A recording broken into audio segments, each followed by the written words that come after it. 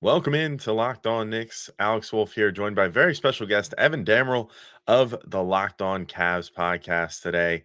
And we're talking about what else the Damian Lillard trade to the Bucks. How does it affect both the Knicks and the Cavs?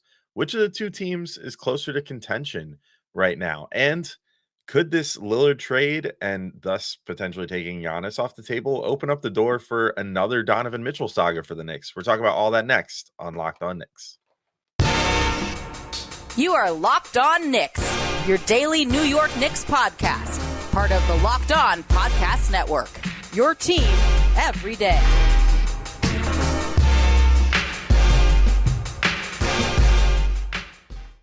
All right, welcome in to Locked On Knicks. I want to thank you for making Locked On Knicks your first listen today and every day, whether you're checking us out on your favorite podcast platform or taking in the sights and sounds on YouTube. We appreciate you making us part of your daily routine.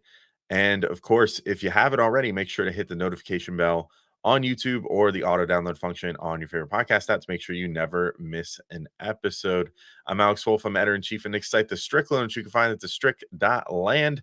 And as I said, I'm joined by the co-host of the Locked On Cavs podcast, Evan Dammarell. And there's no point in holding it up any further. I already told you what we're talking about. Let's get into it. All right, it's Knicks Cavs crossover time for like the fifth time this offseason.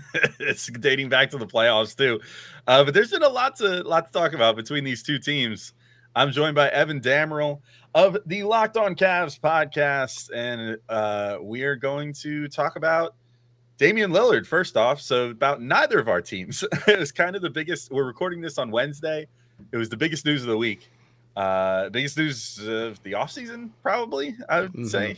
I don't think that's unreasonable to say so far. And so we obviously get this huge deal. We got the Woj bomb finally that everybody's been begging for, much to the Miami fans' chagrin that were in his comments for months. It was not to announce him to Miami. Damian Lillard goes to Milwaukee as part of a 3-team trade.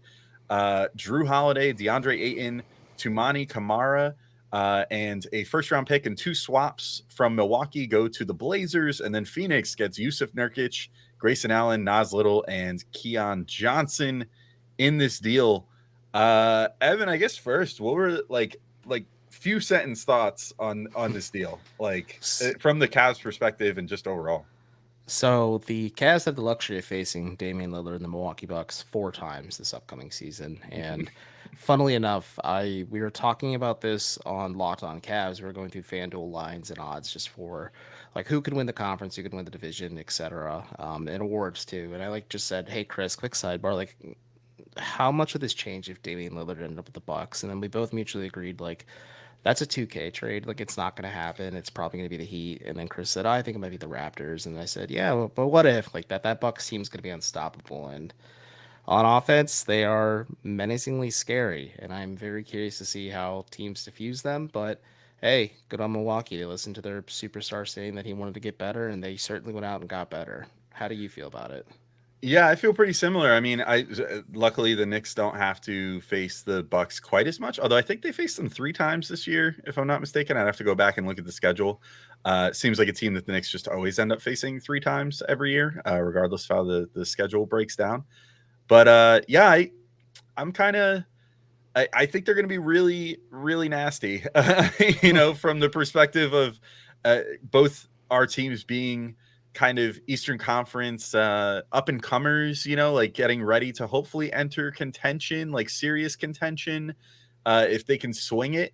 If players keep improving, like if Mobley and Allen get better for the Cavs, and like if the Knicks young players keep developing along with Brunson and Randall, like there were real aspirations of like, oh, maybe the Bucks will kind of fall apart soon, and the Celtics maybe will fall apart thanks to contracts and stuff in like a year or two, and and the Heat will just run out of juice finally, and then our teams could potentially be up there, and having some fun up top.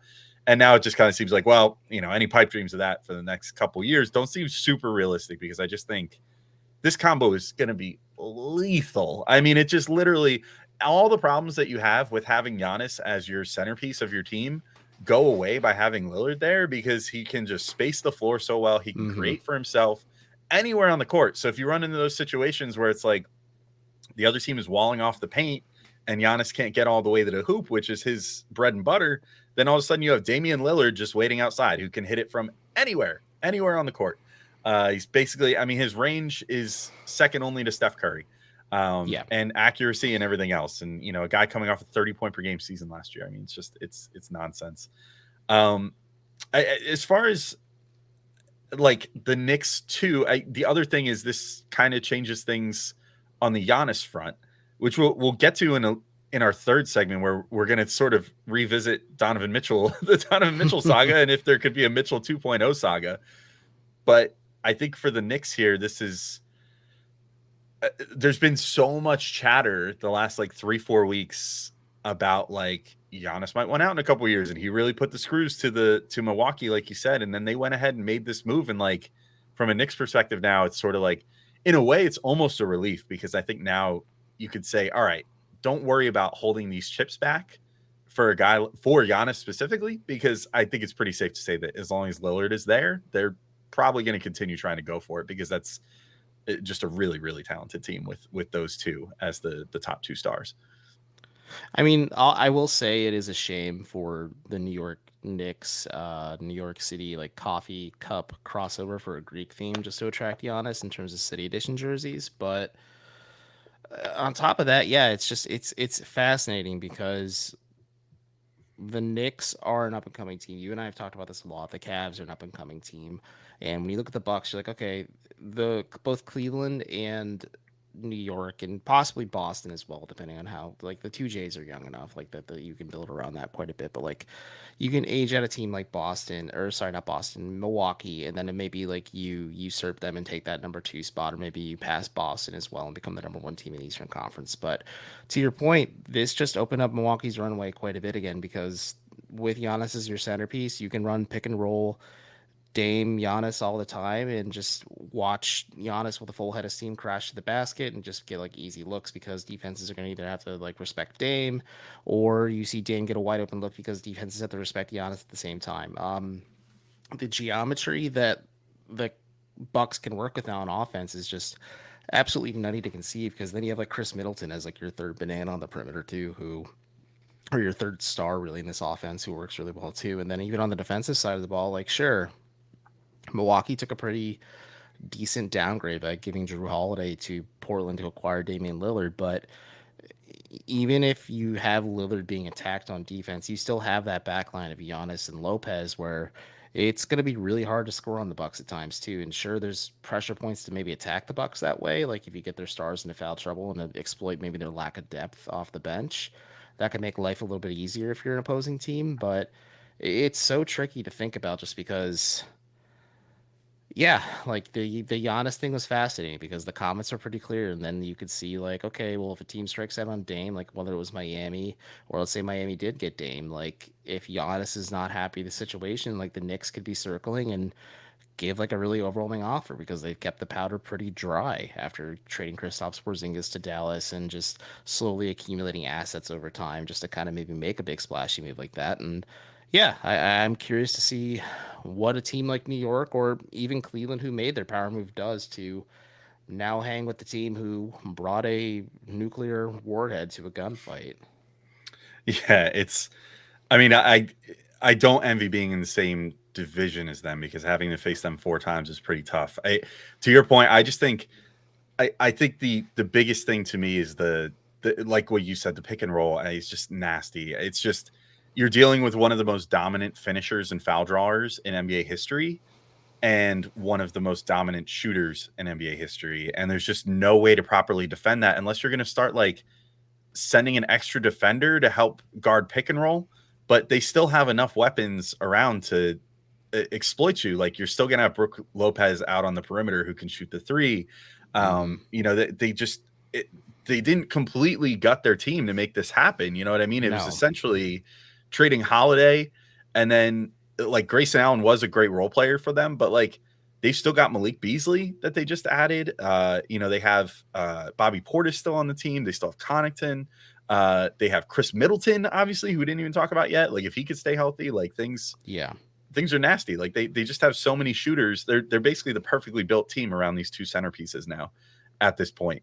So it's scary times for our two It is teams. it is scary times, and I guess if there's a ray of optimism, if you're a Cavs fan, I told my co-host this, but like pre-draft analysis and where they are as players now, like if you really want to see what the apex of building around like Darius Garland and Evan Mobley could be, maybe there are some notes the Cavs could take from what the Bucks did with Dame and Giannis now, and just like adding shooting or adding a stretchy big man because your power forward just isn't a reliable three-point shooting threat, and he needs that space to operate down low, but he just gives you so much on defense and other little things on offense. And Garland is the type of guy who has the range. He doesn't have that selfish edge maybe sometimes where Dame has, where like Dame's perfectly comfortable taking a heat check just to completely break the back for the fifth time of a team. And then maybe that's something that grows over time. But yeah, to your point, like Milwaukee did lose Grayson Allen, who was their starting two guard, and Middleton is their starting three, but he's still there. So you would assume Pat Connaughton becomes the starting two, but then you still have Malik Beasley. You have Jay Crowder, Bobby Portis. Maybe they go take a stab at Gary Payton because or not Gary Payton. I'm sorry. Um, I'm blanking on this one. We'll just come. I'll remember the name in a second. But the Bucks have the luxury of creating some roster spots by trading two players to get one, and maybe they go get one more player. Campaign is who I was thinking of, and maybe they'll get like Campaign just to round out the back end of the rotation, and then they're kind of complete as a team. But this is a very top heavy team, but that's a good problem to have if you're the Bucks. Like they're just very good on both ends of the floor, and I wonder how they evolve. I think there are going to be growing pains no matter what when you're adding a superstar like Damian Lillard, especially with a rookie coach running the show.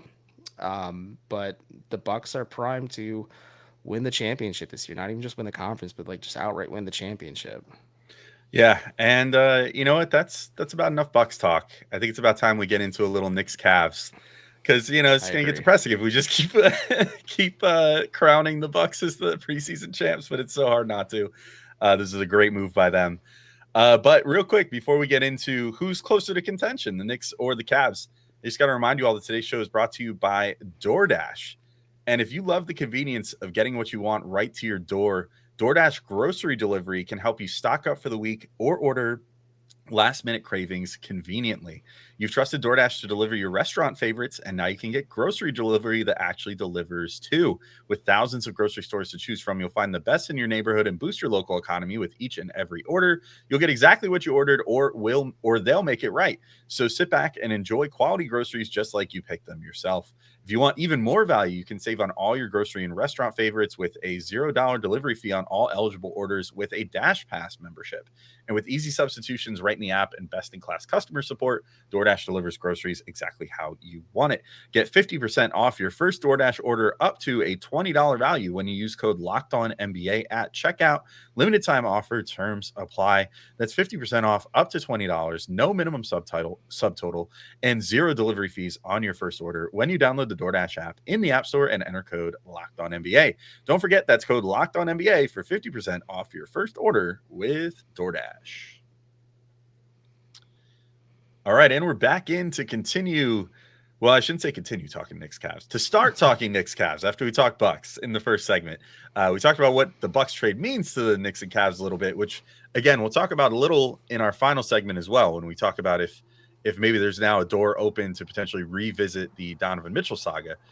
Should he be steadfast in not signing an extension? But as of right now, let's put on our rose-colored glasses. Or maybe not rose-colored glasses. I don't know. If you were going to rank the Cavs' chances, let's not even say a finals berth. Let's just say to make an Eastern Conference Finals in the next 3 seasons on a scale of 1 to 10, or you can make it percentage points, 0 to 100%. Where are you putting the odds, you think, on that? Within the next 3 years, I want to say it's maybe a 7 or 8. It obviously depends on how things break. It depends on how things go for the Bucks and the Sixers as well, and then the Heat. Like there's a clear, and the Celtics too. Like there's a clear upper echelon. You have Milwaukee, and then Boston is pretty close to them, I'd say, in terms of talent and just how good they are as a team.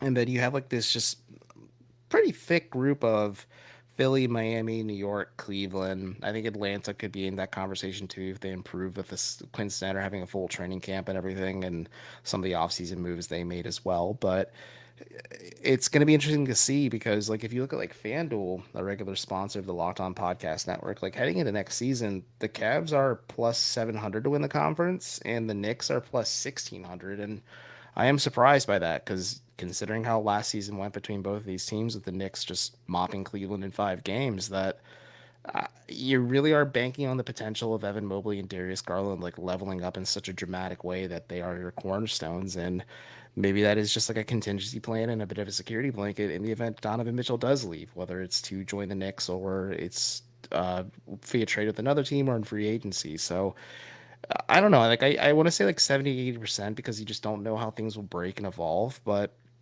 Cleveland is one of those interesting teams where they've made their power move. And Miami's just an odd team to begin with, but they're always in the mix for somebody. But like Philly has an asset in James Harden that they could work with. New York, as I mentioned before, has a ton of assets to work with to make a dramatic move if they want to. So Cleveland is kind of maybe not sitting twiddling their thumbs waiting to see what happens to everyone else, but I think they're kind of waiting to see what does our internal development look like, you know. But what is your confidence like percentage wise, or just I don't know, like how comfortable you feel, just especially because like again, I'm surprised New York is just so far behind in Cleveland in terms of just like winning the conference next year in terms of just betting odds. Yeah, I feel like there is a the Knicks are still trying to shake off the stink of the last 20 years or so, I feel like. But I mean, I guess it's not unreasonable too to think like, I mean, they sort of 2 years ago, or I guess if you call it 3 seasons ago now at this point, because we're about to start another season, in the COVID season, 20 to 21, when they made the playoffs and they were the surprise 4 seed, and then it sort of had a similar thing happen to what Cleveland did with the Knicks, where they just got like completely run off the floor by Atlanta and all that stuff. But there was so much optimism going into that next season that then it was like a huge letdown when things didn't work out that way. Then obviously they're so good this past year.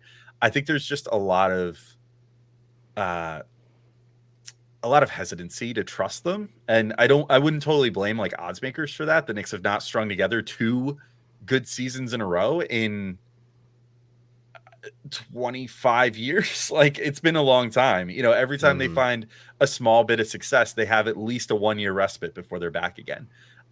You could say the Melo era maybe was the exception to that, but most of those years they were like a 7 seed. You know, I wouldn't really call that like consistent high level success given the amount of like money and everything that they were putting into those teams.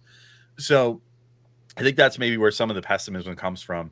That said, if I was going to put like a percentage on them making an Eastern Conference Finals in the next 3 years, I would probably say about 75% too, which means one of us is probably wrong because I feel like one of them would have to beat the other. I think we're in pretty good agreement here. Like, I think that the Bucks are going to be in that mix for as long as Giannis and Dame are there, because I think Dame's game is going to age very gracefully, as it already is. Giannis is still not close to being like out of his prime yet, so they're going to be a force for a while. Boston is always going to be a real power there as long as they're able to keep their core together for the next few years. So, it just kind of comes down to like, can one of the Knicks or Cavs break through one of those years and make the Eastern Conference Finals? I think they could. From my perspective with the Knicks, like, I just think they have such a good core set up with the young players, like you mentioned, that they can both bet on internal development, but also it seems like they're going to have all these guys signed to pretty reasonable contracts that can easily be sort of puzzle pieced together to level up and get a bigger star if they want to, combined with some draft picks. And if like Emmanuel quickly comes in this year and continues his upward development curve, if RJ brings in some of the stuff that he was doing, in international play, if Mitchell Robinson continues being as dominant as he's been, like on the glass and, just getting better at the things that he's already good at. And then to say nothing of Quentin Grimes, who's awesome. Deuce McBride, who hasn't really had a shot yet, but like definitely has defensive chops that could work in the NBA. Like, they have so many good players that could potentially be, if not the cornerstone, at least like piece 1 of 2 in a trade along with one of their teammates to get like a big star, along with some draft capital going out too. So I think it's more hinging on that. I do think that the Knicks eventually are going to have to look to make that move and get that bigger fish. And when they do that, it just has to be the right move at the right time and keep enough depth on hand, sort of like what the Bucks just did, where they have enough good depth to still be a great team. That's basically what the Knicks are going to have to do, and obviously play their cards right as far as salaries and stuff go as well. But as of right now, I think they've done such a good job with that, and really just set themselves up well to do basically whatever they want to do, whether it's ride internal development or seek, a bigger star at some point. Yeah, and I think that's just the kind of beautiful thing with how New York's navigated this. Like that's maybe the reputation the Knicks have, where they maybe rush to the finish line to try and build out their team, and maybe they see a star that's attainable or available that's either past their prime, or maybe they have to just sell the entire farm for. And like that's just kind of been the issue. And the Knicks have been incredibly patient. They've been patient and pragmatic as well. Like you have Jalen Brunson, you have Julius Randle, like you said, you have IQ, you have Josh Hart, you have Dante DiVincenzo, you have Jalen Brunson, Emmanuel Quickley. Like you have so many just wonderful players, and like I think that's one of the key things the Knicks had over Cleveland, especially the first round, is like they had overwhelming depth where you could maybe make one guy in New York uncomfortable or get them into foul trouble, but then you have another guy who can just continue applying that continual pressure that Tom Thibodeau and the Knicks just kind of thrive under. And it's an interesting thing to see because, like you said, like they can continue banking on the development and growth, but there's going to become a point where they can either cash in on some of those younger players that they developed really well, or they can cash in on some of the veterans that they've acquired via trade or other moves while being patient and acquiring all these assets, and then go cash in to get a bigger name star. And like you said in the first segment, we'll talk about Donovan Mitchell, but I'm sure there's going to be other names that pop up between now and then too. Like now that Dame's off the market and presumably Giannis is off the market too, like maybe Shai Gilgeous-Alexander becomes fed up with the situation in Oklahoma City because the Thunder don't want to cash in on the like 15 million draft picks they have over the next till the heat death of the universe at this point. Or like maybe Sacramento decides to move some pieces again and kind of shake things up like they did with Halliburton. Or speaking of Halliburton, maybe the Pacers never reach their apex and like they have to kind of blow things up there too. Like there's a lot of interesting ways that the Knicks could navigate this, and they could really prime themselves nicely to go get a superstar. Whereas for Cleveland, like their move was to go get Donovan Mitchell, which was a move to go get a superstar, but now you are asset limited. And sure, you look at a team like Milwaukee, who is really scraping the bottom of the barrel in terms of picks that become available via trade. Like I think the picks they used to acquire Dame just became available maybe less than a few months ago at this point. And so we'll see how both teams navigate this. But like you said, like one of us is either wrong or it's just how things break. And it is hard to predict what will happen between now and 3 seasons from now. But if Cleveland somehow avoids Milwaukee like the plague and then runs to them in the conference finals, like that's a path for them to do it. Like if they're the 3 seed and they avoid Milwaukee altogether, just heading through the Eastern Conference bracket, that's the path for them. But like if they pull Milwaukee in like the first round somehow, if they're like the 8th seed, assuming Milwaukee's the 1 seed, or if like they pull them in the second round, like that's going to be a rough outing for the Cavs. And I think that's how they see that path being a little bit more clear heading into next season at least. Yeah, and I feel like it's probably similar for the Knicks. I do think that the Knicks would have a really hard time defending Milwaukee. Granted, I don't think that's a Knicks problem.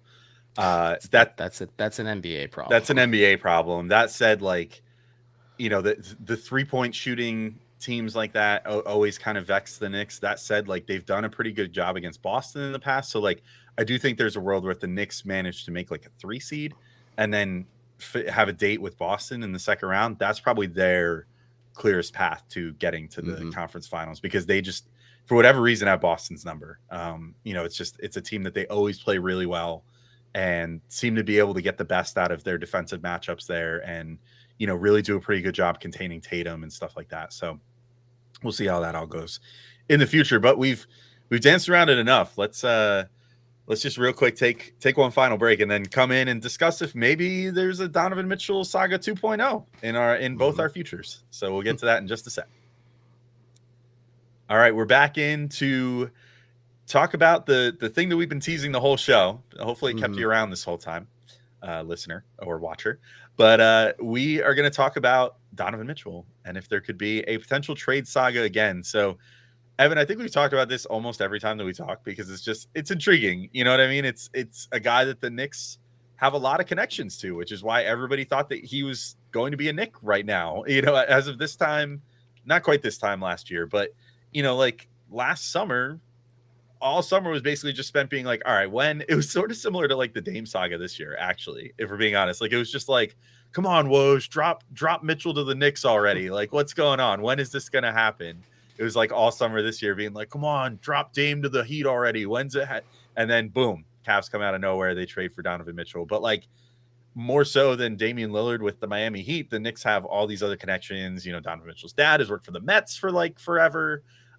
He grew up in the New York area. He clearly has a pretty deep emotional connection to the area, and comes here a lot during the summer, like for baseball and, you know, just kind of taking in the city all the time. So there's like definitely still a connection there, which is probably what has led to these rumors that he's already sort of planting seeds that he's not going to sign an extension with Cleveland and might look to end his tenure there, and, you know, and potentially leave as a free agent or, you know, otherwise, which would probably just mean being like, guys, trade me now or else I'll leave for the Knicks or otherwise in free agency, but like trade me to the Knicks now and then I'll extend with them. How do you feel about that though? Like what's kind of the vibe check right now as we get towards the season here? I mean, I'm not necessarily surprised that. I mean, Brian Windhorst is the most plugged in NBA insider, and he's the one who definitely made people pay attention to Donovan Mitchell and the Jazz just blowing up everything. But I'm not surprised that it's been put into ether that Mitchell isn't going to sign an extension.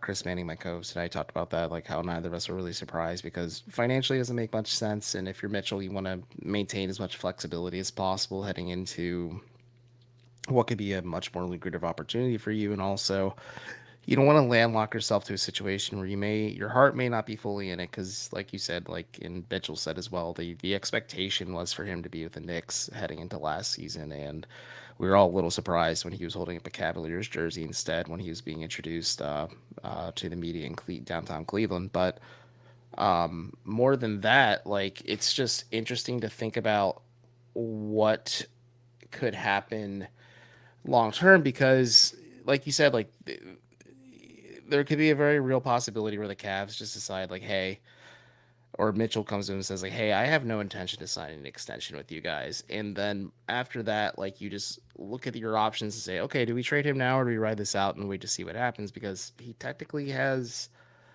3 years in total, the last year being a player option in his contract. So you have 2 years to play with, and the conversation and the calculus changes a lot heading into this upcoming offseason. So after this season. So you have to consider your options there and see what you can or cannot do. And if he says, like, listen, I'm going to play for the Knicks, and New York's a team that keeps the powder dry, and you're able to get a semi-similar return to what the Blazers got for Dame, because on paper it may seem a little underwhelming, even though you did get Drew Holiday, which will result in more assets for you long term. And then DeAndre Ayton does have his limitations as like a player in terms of skill set, but like he's young enough and will make Scoot Henderson's transition to the NBA better. And I think that's the weird spot for the Cavs, where they have a superstar player who may not be fully committed to the idea of being here long term, but they're not rebuilding either. Like they are still trying to contend. They're still trying to remain viable by Mobley and Garland. And I think this Cavs front office historically has been super aggressive when it comes to building this team, and they've been very patient and pragmatic when it comes to that approach, is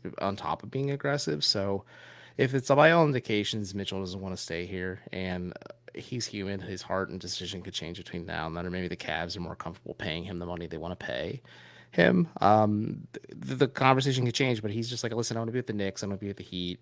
I want to be with a team that, a team that isn't Cleveland.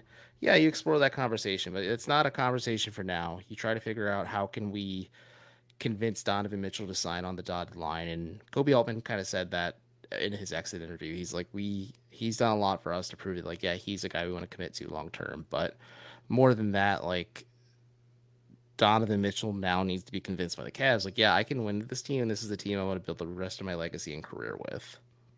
Yeah, I think from a Knicks perspective, as far as potentially opening themselves up to like a Mitchell Saga 2.0, it's an interesting thing to look at from the Knicks perspective, because it's like This sounds so like elitist, but I almost wonder if they look now and are like, we got bigger fish to fry. You know what I mean? Like It's not a Mitchell. wrong thing to think, though. Yeah, like it's just like, do they look at it now versus last offseason when they were obviously ready to go after him? Do they look at it now and say, does getting Donovan Mitchell and replacing, let's say it costs them Quickly and Grimes or something, like Quickly, Grimes, and picks, like if that's like roughly the return they have to give up. If it costs them that, do they look at that and say, okay, we replace those two with Donovan Mitchell? Does Jalen Brunson, Donovan Mitchell, RJ Barrett, Julius Randle, Mitchell Robinson, is that starting five potentially a championship starting five? And if so, is it worth making this move? Because I do think, yeah, I mean, a lot of people will probably laugh and, because people still, again, have these preconceived notions about the Knicks, like, oh, like the Knicks would turn down getting a superstar, blah, blah, blah, like, oh, how pompous, what have you guys won, but they're clearly primed for something.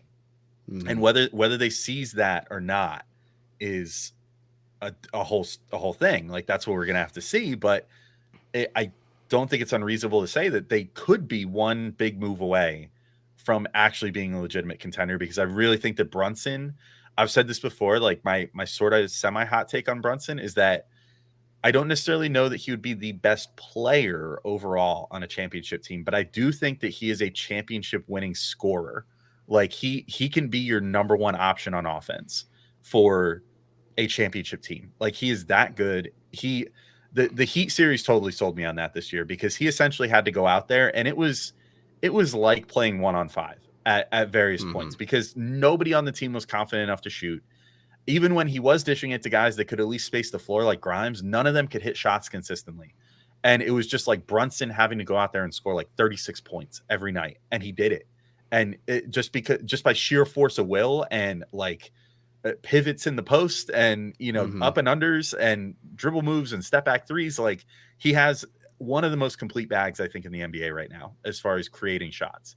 So as long as you can build a proper defensive team around him and get shooters around him and, just kind of keep building the team in a productive way, I think you could potentially end up with a championship caliber team if you make the right move when it's time to make the move. So like, as far as if I think Mitchell could be that guy, maybe. Like I do really think I think Mitchell would have to sort of recommit to defense. Like, I just feel like that was one of his calling cards, like early in his career.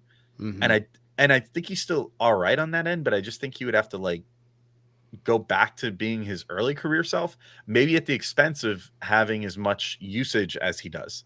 Or as he did, especially in Utah. Not quite as bad with Cleveland now that he has Garland as like a foil, but have a similar dynamic to that. But like, he would really have to step it up, because if it's him and Brunson, he's going to have to be the guy guarding the other team's best guard every night, because Brunson can keep up with someone, but he can't.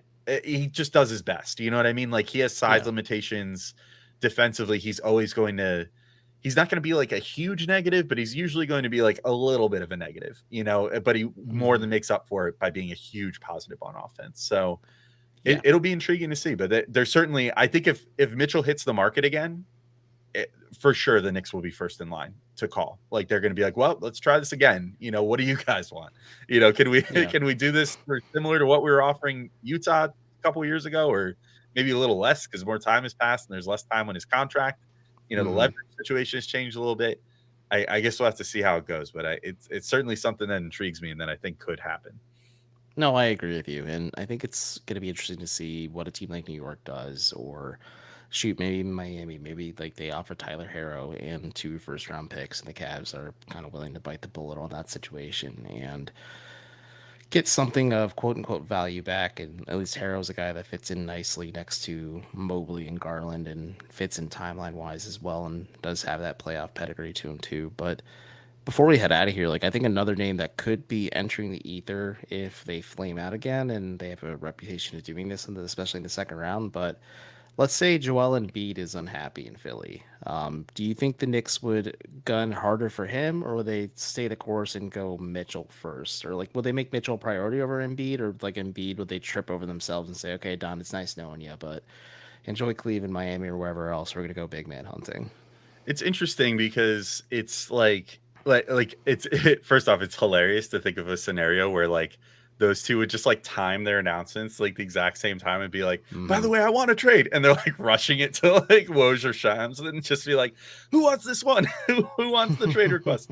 But if they, in theory, both hit the market at the exact same time, I think the Knicks in a vacuum, like most teams, would probably go for Embiid first because he's the MVP caliber player. He's very versatile. Like he's good on both ends in theory. Like I think maybe on defense he's not. I think on defense he's usually pretty freaking impactful, especially considering the load that he takes on offense. But I just think it would ultimately come down to cost for the Knicks, and I think that's always been the thing for them. And all these with all the various stars, especially Mitchell, was the main like sort of litmus test for this. It's always going to come down to cost. Like the Knicks clearly set a firm expectation of what they think a deal is going to be in their head, and then say, meet our price, like be good with this. Maybe we'll leave the smallest bit of wiggle room, but you're not going to get much more than what we're offering, like out of us. You're not going to be able to just like keep calling back and being like, well, what about this? Well, what about that? Well, what about this? What about that? And it's probably a lesson that Leon Rose learned back when he was Carmelo's agent, because that was classic Knicks, where it was like they had a very clear situation where a star wanted to come to them and yet then just kept continually getting asked to put more and more and more and more into a trade package and just kept acquiescing and acquiescing and acquiescing to the point that then they gave up like their entire team and it hamstrung them for years to where they couldn't build a proper team around this guy that they traded for. So, I think that's what it'll ultimately come down to. And for that reason, I think that there's a very good chance that they would maybe zero in more on Mitchell if they thought that Mitchell could be had for like roughly the same trade package as what Dame just got. So let's just say it would be different because they wouldn't be trading a vet. I don't think like they would be trading like, let's say it was like Quickly and Grimes or Quickly and RJ or something like that. Or, any combination of those guys plus some picks, like two, let's say like 2 protected picks, 1 unprotected pick, and like 1 swap or something like that. Then I think that would be something where they'd be like, yeah, all right. We still are going to have a bunch of picks left after this. We're still going to have tradable contracts after this. We're not going to be super over the cap or anything. Like, I think this is a good deal for us and a better deal than trading like all 3 of their top young players plus Mitchell Robinson or something, plus like 5 first-round picks for Joel Embiid. I think that they would look at that and say, that's too much. Like, we're not going to compete then. And we don't want that. We don't want to have a skeleton crew and 3 all-stars. So because they've clearly very, very much valued depth under the Leon Rose regime. So yeah, I think maybe Mitchell would be the guy that they would kind of zero in on. But that's an interesting take. But you made a valid enough argument, so I don't know. It's going to be interesting to see the future of these two teams, especially now with our new Milwaukee overlords running the NBA. Yeah, the Milwaukee overlords certainly are going to make life not very fun for us going forward. All right, I did this the last preview show I did with John Corrales from the Celtics. Knicks and Cavs face each other 3 times this year. Twice in Cleveland, once in New York. What do you think the season series ends at? I think it goes 1-2 New York, with New York getting that Halloween game, but then the Cavs winning the second of a back-to-back in New York on November 1st, but then New York just punks them again at the end of the regular season, and then there's doubts circulating this team just because I just think the Knicks somehow, someway still have the Cavs number. I'm gonna also say 2-1 Knicks. I think it ends up 2-1 Knicks. But I will say I think the one game they lose, they get embarrassed. Like, I don't know why. I don't know. Maybe Mitchell just goes off for like 45 points or something. But you just got this inkling. Maybe we can revisit this. But I got this feeling in my bones that the Knicks will get annihilated by the Cavs in one of those games, and it'll get talked about for like 3 days afterwards. Of like, oh my God, are the Cavs back? Do they have the Knicks number now? Not to really amplify it. Oh, that would actually be kind of hilarious if the Knicks won both games in Cleveland. But the Knicks are traditionally a great road team and not so great of a home team. So it kind of tracks. Anyway, Evan, this is great, dude. This is, man, we always seem to just go like 40 minutes and we plan on going like 30. So thanks so much for chit chatting with me. Of course. Like, we've been saying all off season, but like these two teams, I feel like are going to be kind of linked for a bit. So this probably won't be the last we see of each other, even throughout this season, and maybe leading up to a playoff matchup again. I guess we'll see how that all goes. But for now, I think this is a really interesting discussion on where both teams are at. Yeah, I know. I absolutely agree. I'm really curious to see where the Knicks go. I think our conversations have certainly juiced my interest in them quite a bit. And I mean, I love New York to begin with. It's such a great city. And just like the Knicks are such a fascinating team just because like the way they built to me has been very attractive in terms of team building and just the process they followed, especially because they're such a major market. So yeah, I'm excited to see how linked at the hip these two organizations are together going forward. And things could really dramatically change, especially if Donovan Mitchell wants to go back home permanently. I guess we'll see. Only time will tell. But until then, thank you all for listening, and thanks for listening to this preview. Gavin and I are still probably going to deliver a few more of these prior to training camp and the season getting even closer. So once we start getting flooded with Knicks news, then we'll be back to just the Knicks all the time. But I'm sure it's the same thing on the Cavs side as well. But for everybody listening on both feeds, thank you all for listening, and we'll talk to you all soon, everybody. Peace out.